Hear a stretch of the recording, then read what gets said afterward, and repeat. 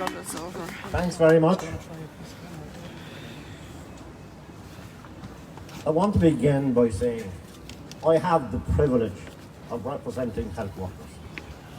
It is a privilege because I see every day in my working life the hard work, the dedication that our members have, that health professionals have, right across the health services.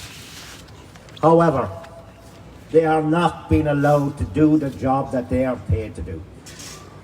They are under-resourced, they are understaffed, and it's directly as a result of a lack of investment in public health services by successive governments. But let's not be hoodwinked. The money is out there. If you look at the cost of agency labour that has been, people are profiting on. In 2010, that stood at a cost of 1.2 million for the hospital in Limerick. In 2018, that had grown by 1,000% to 11.2 million. The cost of labour, of agency labour throughout the state in 2018 was €165 million.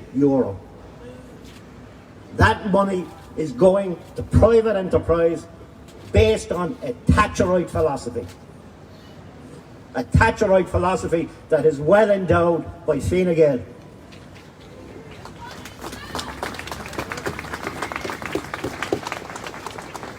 We did an exercise back in October in relation to the amount of people going through the A&E. In a 2-week period between the 14th of October and the 27th of October, 2,500 people had gone through the A&E in Limerick.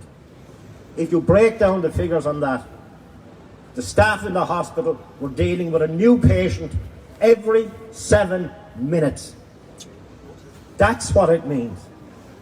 In a situation where we're understaffed, under-resourced, but money can be found when it's needed to build a hole in the ground in Dublin that's costing.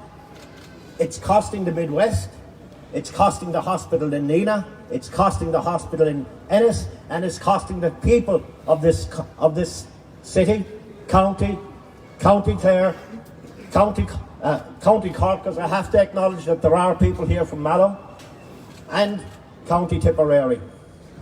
Now, I often wonder, when the people who designed this new healthcare provision system for the Midwest, what kind of education they had. Because there were missing two aspects of education. One, they couldn't count. They couldn't count on the fact that we have an ageing population. They couldn't count on the fact that we have a growing population. The other aspect of their education was they couldn't understand geography. They couldn't understand the fact that there are 60 miles between Kilkee and Limerick. And it is a nonsense to suggest that you can provide proper emergency care in that geographical context. It was a nonsense then, and it's a nonsense now. And we are proud, as a union, to stand beside this campaign, and on behalf of the health sector, we will not stand back from this campaign. Hey!